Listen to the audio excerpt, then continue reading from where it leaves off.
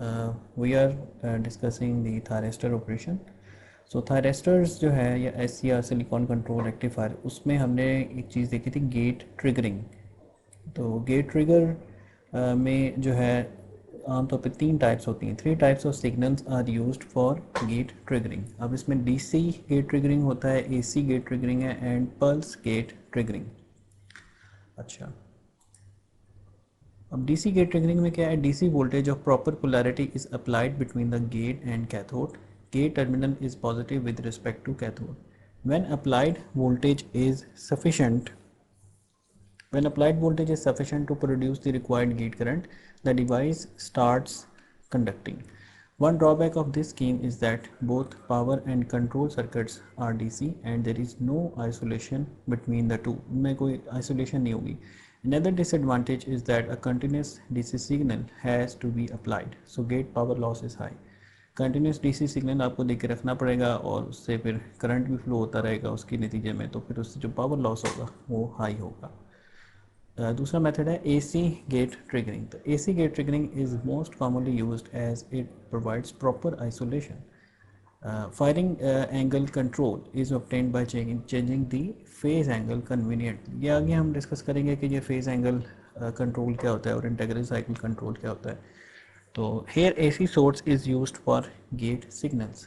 This scheme provides proper isolation between power and control. Drawback of this scheme is that a separate Drawback of this scheme is that a separate transformer is required to step down the AC supply. Control के लिए उसको step down करना पड़ेगा। अब there are 3 methods of AC voltage triggering, जिसमें R triggering है, RC triggering है और UJT ट्रिगरिंग है। ये भी हम सर्किट्स देखेंगे फ्यूचर में इंशाल्लाह। अच्छा, pulse gate triggering. Pulse gate triggering क्या होगा? It is the most popular. Pulse transformer is used for isolation. No need to apply continuous signal, therefore less loss. ठीक है, सिर्फ पल्स आपने देनी है और उसके बाद जो है सिग्नल आपको कंटिन्यूस दे के नहीं रखना। ये चीज़ भी हम ऑलरेडी क्लास में डिस्कस कर चुके हैं इससे पहले। Sequence of high frequency pulse called carrier frequency gating is applied. आपको सीक्वेंस ऑफ पल्स देनी पड़ेंगी जिससे वो स्टार्ट होगा आपका thyristor. In this method the gate drive consist of a single pulse appearing periodically or a sequence of high frequency pulses. This is known as carrier frequency gating. A pulse transformer is used for isolation. The main advantage is that there is no need of applying continuous signals, so the gate losses are reduced. ये इसका benefit है आपको pulse gate triggering से, कि आपको just pulse देनी है, आपको कंटिन्यूस सिग्नल दे के रखने की ज़रूरत नहीं है। अच्छा, अब इसके थोड़े से हम देखते हैं कि थायरिस्टर की स्विच ऑन की करैक्टरिस्टिक्स, कि जब आपने इसको कमांड दी गेट सिग्नल को, ये देखें यहाँ पे इसको सिग्नल चला गया ऑन का, तो थायरिस्टर ने ऑन होना अब शुरू हो जाना है। अब देखें इसको बोलते हैं डेड टाइम। कि जब आप एक सिस्टम को इनपुट दें और उस सिस्टम फ़ौरन ऑन ना हो, उसको थोड़ा सा टाइम लगे ऑन होने में, तो उसको कहते हैं डेड टाइम। कि आपने इनपुट दी और जब उसकी आउटपुट में चेंज आनी शुरू हुई तो उसके इन बिटवीन जो टाइम होगा ना, उसको डेड टाइम बोलेंगे, डेड टाइम। तो ये इसका डेड टाइम है और उसके बाद ये ऑन हो जाता है। ऑन होने के नतीजे में इसमें जो करंट था शुरू में 0 था और वो फिर अपने मैक्सिमम करंट को पहुंच जाता है। और राइज टाइम क्या होता है कि 10% से 90% तक जो आपकी स्टेडी स्टेट वैल्यू को रीच करने में जो टाइम चाहिए होता है, ये हमने कंट्रोल सिस्टम में पढ़ा हुआ है BS लेवल पे, इसको राइज टाइम बोलते हैं। और इसी तरीके से जब आपका ये ऑफ़ था स्विच, तो इसके क्रॉस फुल सप्लाई वोल्टेज आते हैं और फिर जब ये ऑन हो जाएगा तो इसके क्रॉस माइन्यूट जो है इसके क्रॉस वोल्टेज आएंगे। तो इसमें आप देखें कि 0.1 टाइम्स ऑफ वी ऑन क्या है बेसिकली, जो वोल्टेज जब ये ऑफ था आपका, बेसिकली यहाँ पे वी ऑन नहीं, वी ऑफ होना चाहिए एक्चुअली, एनी हाउ।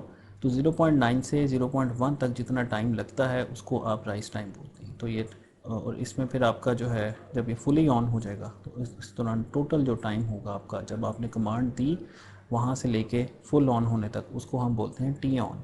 इसमें आपका टाइम डिले आ जाएगा, राइज टाइम आ जाएगा और आपका ये जो फर्दर जो पीक टाइम आपका ये वाला जो TP आप इसको कह लें कि 90% से फुल जाने में जो टाइम इसको लगा, उसको आप TP कह सकते हैं, पीक टाइम कह सकते हैं। तो ये आपका टोटल जो है टाइम आपका थायरिस्टर के ऑन होने का आ जाएगा। अब इसको अभी तक देख लें कि इसकी कर्व, ये आपका सर्किट जो है एक रेजिस्टिव सर्किट है, ठीक है, और इसमें साइनोसाइडल है और एक थायरिस्टर लगा हुआ है।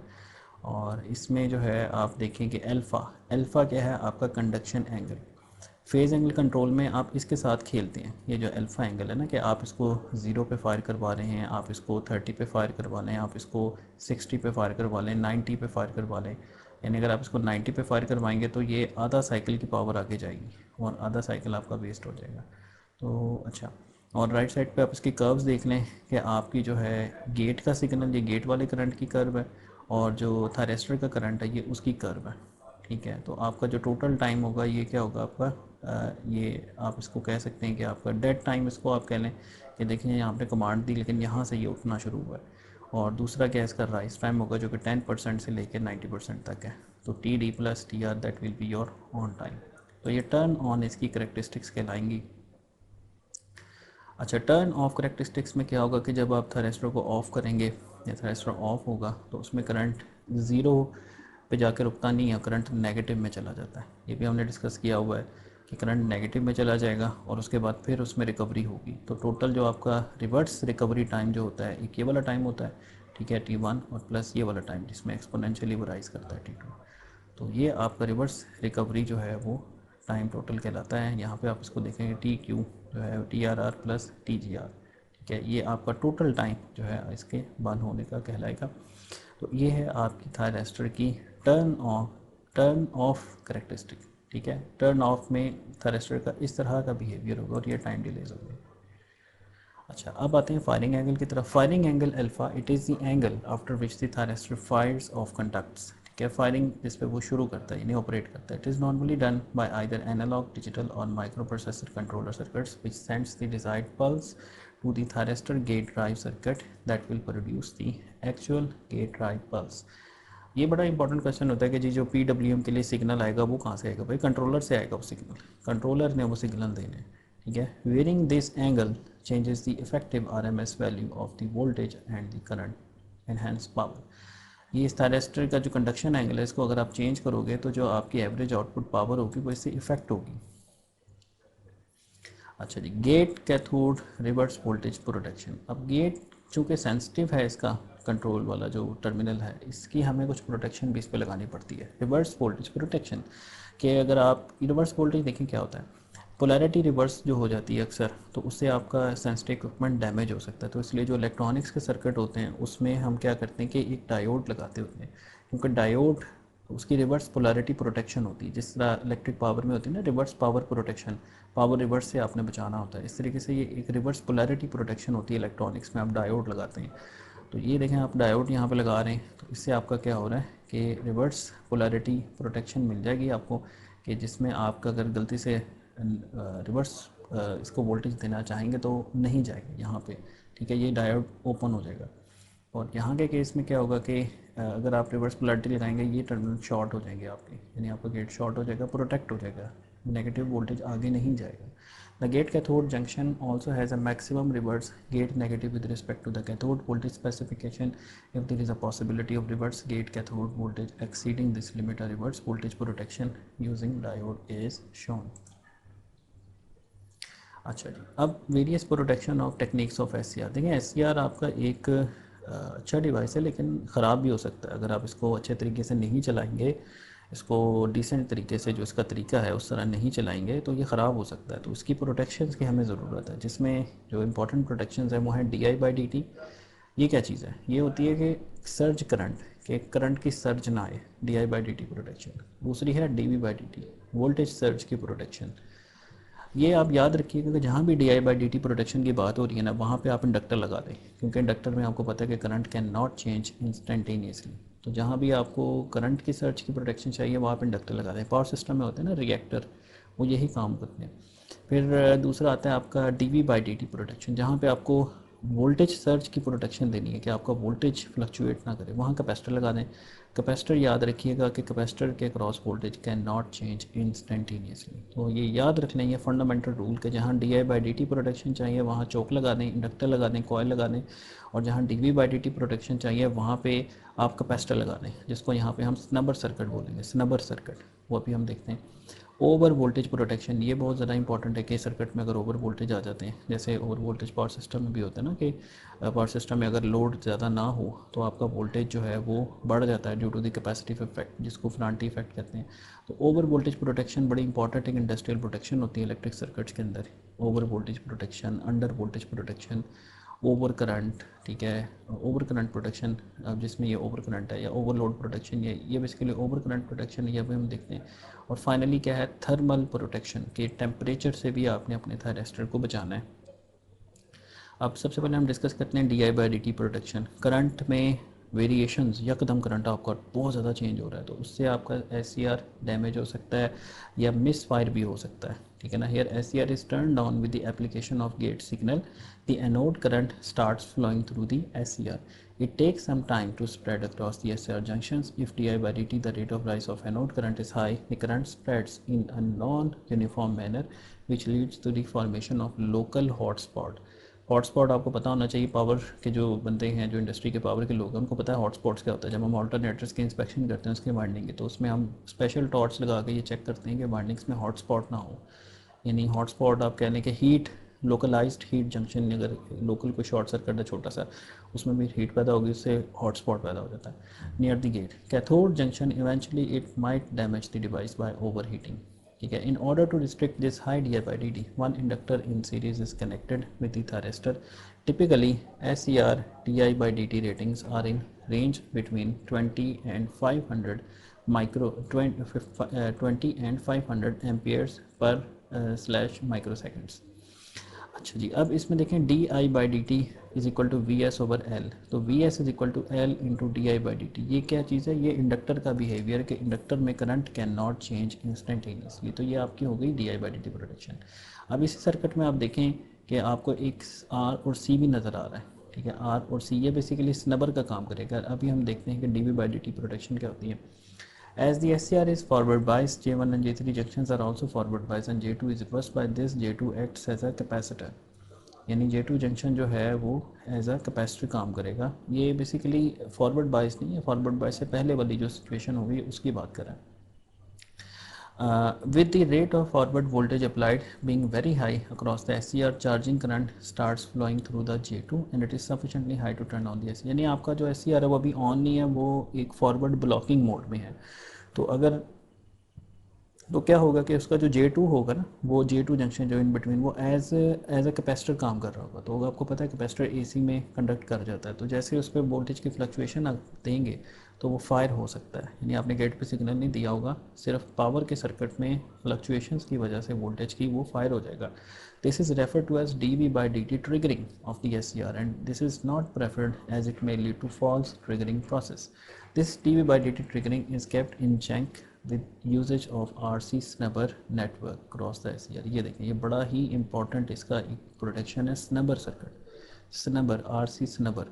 ये क्या करता है कि D V by D T की आपको प्रोटेक्शन देता है स्विच के across. If the switch is closed at t is equal to 0, the rate of rise of voltage across the thyristor is limited by the capacitor. When thyristor is turned on, the discharge current of the capacitor is limited by the resistor as shown in figure P.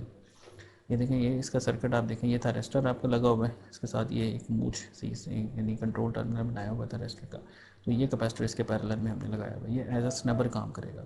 तो इसको आप अगर इसका KVL इसके ऊपर लगाएं तो this voltage is equal to VS is equal to IRS। IRS means यहाँ पे एक रजिस्टर भी लगाया है, रजिस्टर RS भी हम नॉर्मली लगाते हैं। तो VS is equal to IRS plus 1/C integration of IDT plus VC initial voltage, ठीक है। तो VS is equal to IRS plus 1/C into I into D T. अब इसका लेप्लेस आप ले सकते हैं, तो लेप्लेस आप अगर इसका लें तो हम देखते हैं कि इसका लेप्लेस ट्रांसफॉर्म हमने लिया तो ये आ जाएगा आपका VS over S I into RS plus ये क्या बन जाएगा। अच्छा, ये VS जो है ना, ये वाला S, ये सबस्क्रिप्ट में है, थोड़ा सा टाइपो एरर है। ये वोल्टेज सप्लाई वोल्टेज का, ये ऊपर वाला S सप्लाई वोल्टेज का और नीचे वाला S लेप्लेस का है, क्योंकि आपको पता है 1 या U ऑफ टी का लेप्लेस 1/S होता है। तो RI(S) plus 1/CS into I(S), ये 1/CS क्यों आ रहा है, इसकी इंटीग्रेशन की वजह से। आपको पता है कि इंटीग्रेशन का जब लेप्लेस लेंगे तो 1/S होगा और डेरिवेटिव का लेप्लेस लेंगे तो वह S से मल्टीप्लाई होगा, ठीक है। और S से मल्टीप्लाई होगा, साथ में इनिशियल कंडीशन अगर ज़ीरो हो तो नहीं तो फिर उसका रिलेशन थोड़ा सा डिफरेंट बन जाता है। तो V S over S is equal to I into R plus one over C S. तो I is equal to V S over S R plus one over C S. Again ये वाला जो है supply का S है, ये Laplace वाला S नहीं है, फ्रीक्वेंसी वाला एस नहीं है। तो I of S is equal to V S over R S plus one over R सी।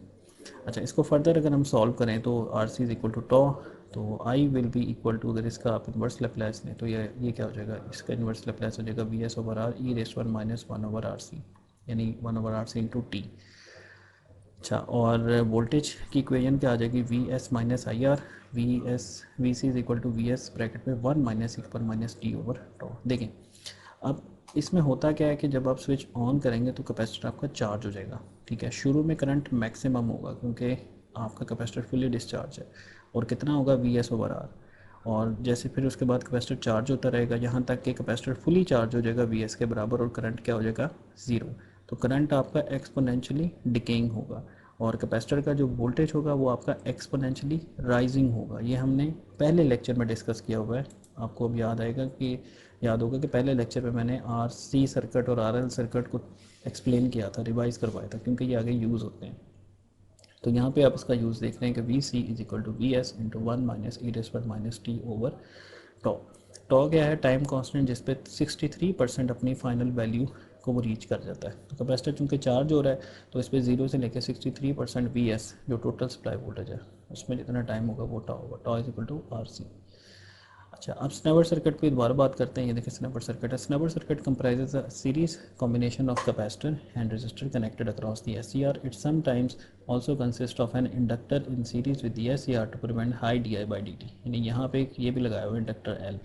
इसका क्या मकसद है, di by dt को रोकना, और इसका क्या मकसद है, कैपेसिटर का dv by dt को रोकना। This is a very very important question. Okay, the value of the resistor is few hundred ohms. With the resistor switch closed, the voltage that appears across the SCR is bypassed to the RC network as the capacitor acts as a short circuit, thus reducing the voltages to zero. ठीक है, with the increment of the time the capacitor gets charged up to a slow rate which is significantly small to be able to turn on the SCR. This dV by dt is always be lesser than the maximum dV by dt ratings. तो इसमें जो होगा आपका, अगर कोई voltage की fluctuation आती है तो स्विच के क्रॉस आपने कैपेसिटर लगाया हुआ है, तो कैपेसिटर के में आपको पता है कि voltage can not change instantaneously, तो ये आपका जो एससीआर होगा इसकी बचत हो जाएगी वोल्टेज से। तो ये हाई करंट, जो सर्ज करंट की प्रोडक्शन इंडक्टर से हो गई, और सर्ज वोल्टेज की प्रोडक्शन इस कैपेसिटर से होगी, इस नंबर से। अच्छा, over voltage protection. The major reason for SCR failure is over voltage, as this transient over voltage leads to unscheduled turning on of the SCR, and sometimes the reverse transient voltage exceeds the reverse breakdown voltage. The reasons of this over voltage may be commutation, chopping और lightning। जो over voltage की reasons होती हैं वो ये आमतौर पर होती हैं। अच्छा, इंटरनल ओवर वोल्टेज कैसे आता है, during turn off a reverse current continues to flow through the SCR after the anode current is decrease to zero.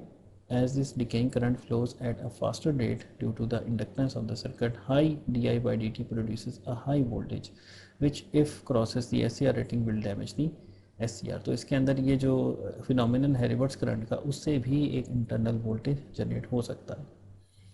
Externally circuit के एक्सटर्नल वोल्टेज कहाँ से आ सकते हैं, external over voltage in an SCR circuit arises from the load और supply source. Load से भी आ सकता है, सप्लाई से भी आ सकता है। When the SR is in blocking mode in any converter circuit, there exists a small magnetic current that flows through the primary of the transformer. If the primary side switch is removed suddenly, the secondary of the transformer faces a high transient voltage। यानी आपने primary का switch अगर आपने open कर दिया तो उससे आपके सेकेंडरी साइड पे ट्रांजिएंट आ जाएगा। Transient means change D by D T. The voltage surge is manifold that the SCR rating of the break over voltage. तो इससे तो एससीआर डैमेज हो जाएगा क्योंकि ये कई गुना ज़्यादा होता है। तो lightning surges on the HVDC high voltage DC जो होती हैं direct current, high voltage direct current systems to which the SCR converters are connected causes a very high magnitude of voltages। if the SCR converter circuit is connected to a high inductive load, inductive load में भी आपको पता है कि अगर load inductive हो तो उससे भी जो स्विच ओपन होता है तो उसके क्रॉस डबल सप्लाई आ जाती है, यानी मतलब ज़्यादा आ जाती है, सप्लाई वोल्टेज से ज़्यादा वोल्टेज आ जाते हैं। The sudden interruption of the current generates a high voltage across the SCRs. If the switches are provided on DC side, a sudden operation of these switches produces R voltages. This also gives rise to the over voltages across the SCR. अच्छा जी, अब इसमें एक over voltage की protection circuit होता है SCR में, जिसको बोलते हैं क्राउ बार प्रोटेक्शन सर्किट। अब क्रो बार कह लें या क्राउ बार कह लें, crow bar protection circuit. The crow bar protection circuit is a fail safe protection circuit. Fail safe protection circuit होते हैं, अब हम देखते हैं। It protects the load against over voltages. It is placed across the power supply output terminals. क्या power supply के output पे लगाया होगा इसको। The crowbar circuit mechanism contains crowbar device and sensing circuit. Sensing circuit, इसमें एक comparator लगा होता है, वो भी हम देखते हैं। The two commonly used components for the crowbar device are silicon controlled rectifier and the MOSFET. A crowbar circuit is usually placed across the power supply's output terminals to protect the load against any over voltage. ये देखें, ये एक circuit इसका लगा हुआ है। पहले मैं इसको एक्सप्लेन करता हूँ, जल्दी से देखें। ये VDC सप्लाई है, ये फ्यूज़ लगा हुआ है, ठीक है। फ्यूज़ आपका शॉर्ट सर्किट प्रोटेक्शन होती है। ब्रेकर भी शॉर्ट सर्किट प्रोटेक्शन होती है, लेकिन ब्रेकर में ये होता है कि वो ट्रिप कर देता है। You can operate it again. Fuse अगर ऑपरेट हो जाए यानी ब्लो हो जाए तो आपको चेंज करना पड़ता है। ये इसमें डिफरेंस है इन दोनों में। और भी डिफरेंसेस हैं, लेकिन वो हम प्रोटेक्शन के कोर्स में उसको डील करते हैं ज़्यादा डेप्थ में कि फ्यूज़ और ब्रेकर में क्या फ़र्क है। अच्छा जी, अब देखिए, ये कंपैरेटर है, इसमें नेगेटिव और पॉजिटिव। कंपैरेटर में आपको पता है कि अगर पॉजिटिव वोल्टेज नेगेटिव वोल्टेज से ज़्यादा होगा तो इसकी आउटपुट क्या होगी, हाई। और अगर पॉजिटिव वोल्टेज नेगेटिव वोल्टेज से कम होगा तो इसकी आउटपुट क्या होगी, लो, ठीक है। अब इसमें देखें, एक वोल्टेज डिवाइडर यहाँ लगा हुआ है, ठीक है, और एक यहाँ पे जीनर लगाया हुआ है। ये जीनर रेजिस्टेंस है 430 ओम पे, और ये 3 वोल्ट का जीनर है। अब 3 वोल्ट यहाँ पे हैं। अगर V पॉजिटिव इस 3 वोल्ट से ज़्यादा होगा तो इसकी आउटपुट क्या हो जाएगी, हाई। और अगर ये आउटपुट हाई होगी तो ये थायरेस्टर ऑन हो जाएगा। अच्छा, अब इस सर्किट में एक फ्लॉ है। फ्लॉ पता क्या है, इसमें ये जो रीसेट का स्विच है ना, ये नॉर्मली क्लोज होना चाहिए, जो कि इस वक्त इसमें नॉर्मली ओपन मेंशन है। तो ये इसके अंदर एक एरर है, जो कि आप इसको रिमूव कर लीजिएगा अपने पास, समझे। इसको मैं कर दूंगा बाद में स्लाइड्स के अंदर। तो जब ये वोल्टेज यहाँ पे सर्किट में वोल्टेज अगर हाई वोल्टेज आता है, सर्ज आती है अगर, तो सर्ज के केस में क्या होगा कि ये वाले जो वोल्टेज होंगे V+, ठीक है, वो ज़्यादा हो जाएंगे इस 3 वोल्ट से, और थायरेस्टर फायर हो जाएगा। थायरेस्टर फायर जैसे होगा तो क्या होगा कि प्लस और माइनस शॉर्ट हो जाएंगे। अगर ये शॉर्ट हो जाएंगे तो फ्यूज़ क्या हो जाएगा, ब्लो। फ्यूज़ क्या हो जाएगा, ब्लो हो जाएगा। तो आपका सर्किट नहीं, सर्किट ओपन हो जाएगा। तो ये प्रोटेक्शन है आपकी, ठीक है। और इसको फिर अगर आपने फ्यूज़ दोबारा लगा के दोबारा चलाना है तो इसको रीसेट फिर आपको करना पड़ेगा। रीसेट करेंगे तो फिर जो है ये आपका सर्किट चल जाएगा दोबारा। तो इसमें जो है आपने अभी देखा इसको कि हम ओवर वोल्टेज प्रोटेक्शन जो है वो किस तरह से बनाते हैं, और इस सर्किट को हम कहते हैं crow bar circuit. Assume that the supply voltage is VDC 6 volt, the 10K resistor and a potentiometer from the voltage divider circuit. Adjust the port to 10K so that non-inverting input of the op-amp is 3 volt. The Zener voltage of the Zener diode is 3 volt, which is applied at the inverting input of the op-amp. As both the inputs are equal to 3 volt, the output of the op-amp is 0. यानी अगर दोनों तरफ 3-3 volt आ जाएगा, जैसे ये 10K लगाया, तो अगर यहाँ पे 6 वोल्ट हैं तो ये 3 रह जाएंगे ना, हाफ हो जाएंगे। 10K में हाफ हो जाएंगे। तो 3 और 3 अगर चूँकि बराबर होंगे तो आउटपुट क्या होगी, 0। आउटपुट 1 कब होगी, जब V+ will be greater than V-, ठीक है। तो as both the inputs are equal, the output of the op amp is 0. Remember that here the op amp acts as a comparator. In other words, gate voltage of the SCR is 0. The SCR is in off state. When over voltage surge voltage occurs, the across the voltage divider circuit, the over voltage will appear, which leads to high voltage at the non-inverting input terminal of the op amp. The voltage at the inverting input of the op amp is same as the Zener voltage. Inverting पे तो 3 ही रहेंगे।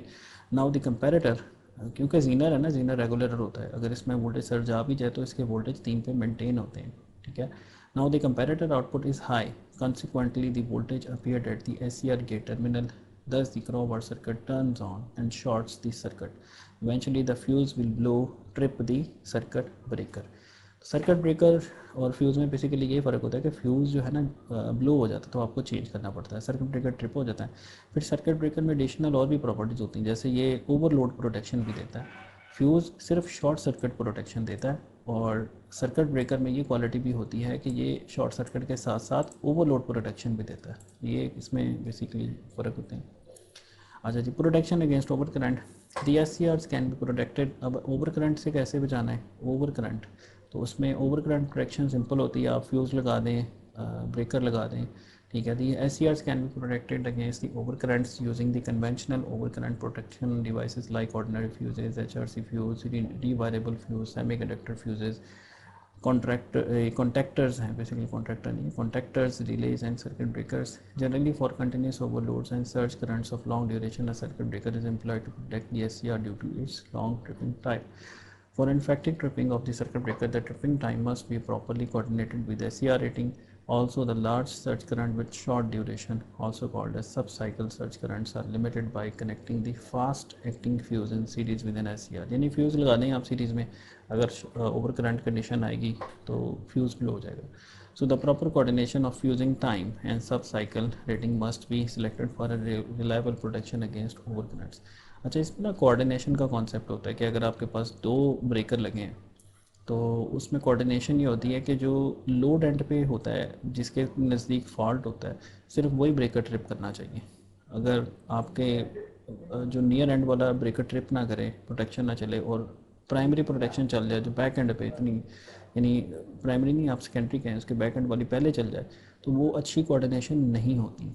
ठीक है, तो इसमें coordination होनी चाहिए. Proper coordination of the fuse and circuit breaker is essential with the rating of the SCR. Selection of fuse for protecting the SCR. The selection of fuse for protecting the SCR must satisfy the following conditions. Fuse must be rated to carry the full load current continuously plus a marginal overload current for a small period of time. यानी इसमें थोड़ा सा overload का आपने गुंजाइश रखनी है. अब जो फ्यूजेज होते हैं ना, इनमें होती है I square T rating. I square T ये होती है टाइम, अगर आपने निकालना है कि आपका जो टाइम है, I square T basically energy होगी, और ये रेटिंग, इससे आप टाइम निकालते हैं कि शॉर्ट सर्किट टाइम कितने टाइम में आपका फ्यूज़ जो है ना वो ब्लो हो जाएगा. तो I square T rating of the fuse must be less than the I square to rating of the SCR. During arcing period, fuse voltage must be high in order to force down the current value. After interrupting the current, fuse must withstand for any restricted voltage. अच्छा, अब इसमें एक important concept है commutation. Commutation क्या होती है कि SCR को ऑफ करवाना. ठीक है ना, ऑफ कैसे होगा? तो turn on an SCR, the voltage, low voltage or short duration pulse is applied to the gate, typically 4 volt 100 microsecond. Once the thyristor is turned on, the gate loses control. Gate loses control. Gate का control खत्म हो जाता है, बस उसने on करवाना होता है, पल्स देनी होती है. The thyristor will only turn off when the load current falls virtually to zero or thyristor is reverse bias. अब यानी अब एक बार अगर ऑन हो गया ना thyristor, अब सारा का सारा जो कंट्रोल है वो पावर सर्किट के पास आ जाता है, उसने उसको क्लोज करवाना है. The thyristor will turn off naturally. ये है naturally with the AC supplies as the voltage reverses. Negative half cycle में क्या हो जाएगा? रिवर्स बायस हो जाएगा ना, तो विच इज़ कॉल्ड, इसको बोलते हैं नेचुरल कम्यूटेशन. AC में क्या होती है? Natural commutation. No such reversals occurs with DC supply. DC के साथ कम्यूटेशन नहीं हो सकती आपके नेचुरल, उसमें तो प्लस ने प्लस ही रहना है. तो थायरिस्टर ऑन हो गया, आप उसको ऑफ कैसे करना है आपने? तो उसको हम कहते हैं forced commutation. And it is necessary to force a voltage reversal if turn off is to occur. This process is called as forced commutation. The process of turning off SCR is defined as commutation. In all commutation techniques, a reverse voltage is applied across the thyristor during the turn off process. By turning off a thyristor, we bring it from forward conducting to the forward blocking. ठीक है, this condition is to be satisfied in order to turn off an SCR. अब ये देखें, इसमें जो anode current है IE, ये जो एनोड करंट इसको बोलेंगे ना हम, जो मेन पावर वाला करंट है, anode current, it should be less than, should नहीं, it must be less than holding current. ठीक है, होल्डिंग और लैचिंग करंट हमने पढ़े थे इससे पिछले लेक्चर में, तो है होल्डिंग करंट से ये कम होना चाहिए. Anode current must be less than the holding current, और a reverse voltage is applied to the SCR for sufficient time enabling it to recover from its blocking state. ये भी हमने एक न्यूमेरिकल किया था जिसमें हमने देखा था कि आपको टाइम देना है SCR को ऑफ होने का. सर्किट का टाइम SCR के टाइम से ज़्यादा होना चाहिए, अदरवाइज वो ऑफ नहीं होता. There are two methods by which a thyristor can be turned off: natural commutation and forced commutation. Natural commutation, in AC circuit, the current always passes through zero for every half cycle. As the current passes through the natural zero, a reverse voltage will simultaneously appear across the device. This will turn off the device immediately. This process is called as natural commutation since no external circuit is required for this purpose. This method is only applicable for AC supply. ये देखें ये AC supply लगी हुई है और इसकी देखें firing आप किस पे करवा रहे हैं, ज़ीरो पे फायर हो रहा है। तो ये क्या करेगा, पूरा साइकिल कंडक्ट कर जाएगा, ये नहीं करेगा, नेगेटिव नहीं करेगा कंडक्ट, सिर्फ पॉजिटिव करेगा। अब ये देखें ना, इसमें ये बंद हो गया नेगेटिव हाफ साइकिल में, ये है नेचुरल कम्यूटेशन। क्यों, यहाँ प्लस और इधर माइनस आ जाता है नेगेटिव हाफ साइकिल में। Force computation क्या होगी, to turn off a thyristor the forward anode current should be brought to zero for sufficient time to allow the removal of charge carriers. In case of DC circuits, the forward current should be forced to zero by means of some external circuits. This process is called as force commutation. With DC supply, we use the external circuit and active passive components to reduce the passing currents value below the hold current. तो basically हमने क्या करना होगा, DC के case में हमने जो main काम है वो ये करना होगा कि जो करंट है, एनोड करंट, यानी जो करंट फ्लो कर रहा है एनोड से कैथोड में, उसको आपने होल्डिंग करंट से कम करना है। ये असूल है इसका, होल्डिंग करंट से उस करंट को आपने क्या करना है, कम करना है। The circuit involve in this procedure is called commutation circuit. The components used are called commutating components. अच्छा, कंपैरिजन देखते हैं कि natural commutation requires AC voltage at the input, ठीक है। फोर्स कम्यूटेशन में क्या requires the DC voltage at the input. फिर external components are not required, force में एक्सटर्नल कंपोनेंट्स आर रिक्वायर्ड। फिर used in controlled rectifiers, AC voltage controllers. और force में क्या है, used in choppers, inverters etcetera. SCR turns off due to negative supply voltage, SCR turns off due to current and voltage both. No power loss takes place during commutation, power loss takes place during commutation. उसके बाद zero cost, natural में तो आपको free में ही जैसे कहते हैं कि हो रहा है सप्लाई से, और फोर्स में आपको सर्किट लगाना पड़ेगा, उसमें उसकी कॉस्ट है। तो अब हम आते हैं सेल्फ कम्यूटेटेड बाय रेजोनेटिंग लोड। क्या आप एक रेजोनेटिंग लोड के थ्रू अगर आपने एक उसकी कम्यूटेशन करवानी तो वो उसे कहते हैं क्लास ए। तो class A is one of the frequently used thyristor commutation techniques. Class A, if thyristor is triggered or turned on, the anode current will flow by charging the capacitor C with dot as positive। ये देखेंगे ये इसका circuit है, यानी कि capacitor के बाद एक इंडक्टर लगाया हुआ है और साथ कैपेसिटर लगाया हुआ है, ठीक है, और साथ रेजिस्टर लगाया हुआ है। तो ये कैपेसिटर ने क्या करना है, चार्ज होना है। जब इसका वोल्टेज इस वोल्टेज के बराबर हो जाएगा, ठीक है, तो ये SCR आपका क्या कर जाएगा, क्लोज हो जाएगा। तो ये आपका एक नेचुरल कम्यूटेशन है कि DC के सर्किट में आप एक LC सर्किट लगा रहे हैं, तो उससे क्या होगा कि उससे आपका थायरिस्टर नेचुरली ऑफ हो जाएगा, ठीक है। अच्छा जी, तो if the thyristor is triggered और turned on, the anode current will flow by charging capacitor C with dot as positive. The second order under damped, ये आपने कंट्रोल सिस्टम में पढ़ा हुआ है, रिस्पॉन्स 4 तरह का रिस्पॉन्स होता है आपका, क्रिटिकली डैम्प्ड, ठीक है, ओवर डैम्प्ड, अंडर डैम्प्ड और अनडैम्प्ड। तो ये कौन सा रिस्पॉन्स है, ये second order under damped response, जिसमें ऑसिलेशंस भी होती हैं, ठीक है। It is formed by the inductor और AC resistor, capacitor and resistor. अच्छा, उसके बाद if current builds up through the SCR and completes the half cycle, then the inductor current will flow through the SCR in the reverse direction, which will turn off the thyristor. The capacitor voltage is at its peak when the SCR turns off and the capacitor discharges into the resistor in an exponential manner, यानी RC circuit बन जाता ना। The SCR is reverse biased till the capacitor voltage returns to the level of supply voltage V.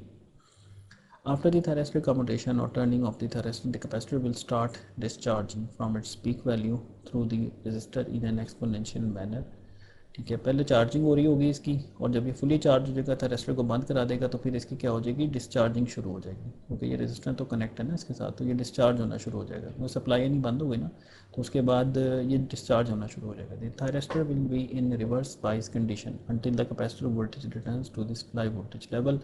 The time for switching off the SCR depends on the resonant frequency which is a factor of L and C components. The method is reliable, simple and for high frequency application above 1000 Hz। अच्छा, तो ये था जनाब thyristor के बारे में हमने sufficient अभी स्टडी कर लिया। अब उसके आगे फर्दर हम देखते हैं स्विचेस के टाइप्स, जिसमें एक होता है डाइक। डाइक क्या होगा कि दो डायोड उल्टे तरीके से अगर आप कनेक्ट करते हैं तो उसको आप डाइक बोलेंगे, डायोड और AC। यानी डायोड क्या करता है कि रेक्टिफायर के तौर पर काम करता है ना, कि एक पॉजिटिव साइकिल में कंडक्ट करता है। तो अगर आप दूसरा उल्टा इन्वर्स पैरेलल क्या कहते हैं इसको, इन्वर्स पैरेलल। अगर आप इन्वर्स पैरेलल एक और डायोड लगा दें तो वो आपका डाइक बन जाएगा, डाइक। तो diac has two electrodes, it is a member of thyristor family. It is mainly used in triggering of thyristor. The advantage of using this device is that it can be turned on and off simply by reducing the voltage level below its avalanche breakdown voltage. Also, it can be either turned on or off for both the polarity of the voltages.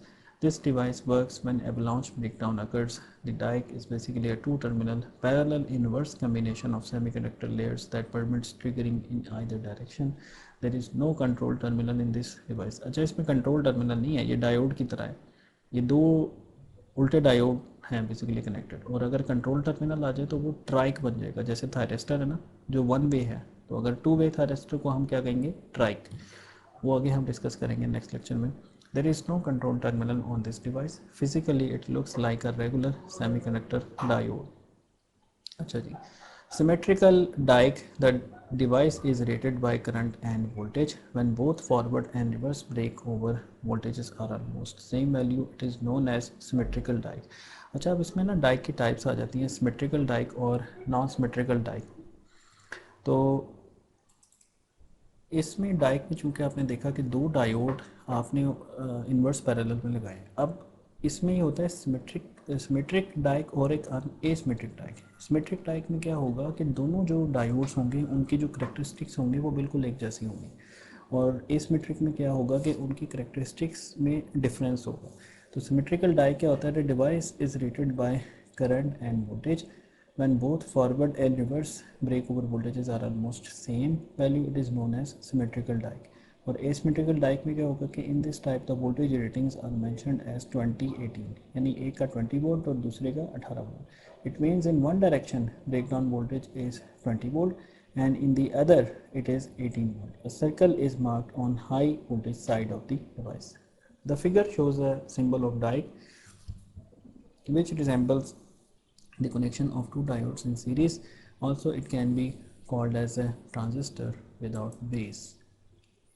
अब इसमें construction देखते हैं. It is a device which consist of 4 layers and 2 terminal. इसमें कितने layers हैं, 4, और terminal इसके कितने हैं, 2. The construction is almost same as that of transistor, but there are certain points which deviate from the construction from the transistor. The differentiating points are: there is no base terminal in the dioc. The 3 regions have almost the same level of doping. Doping का level उनमें same है. Gives symmetrical switching characteristics for either polarity of the voltages. इसमें आप ये देखें इसकी construction है. अच्छा, neither terminal is refer to as cathode. अब इसमें देखें आप किसी को कैथोड और एक को एनोड दूसरे को कैथोड नहीं कह सकते. ठीक है, इसमें हर टर्मिनल एनोड भी है और कैथोड भी है, इसमें हम इसको एनोड 1 और एनोड 2 कहेंगे.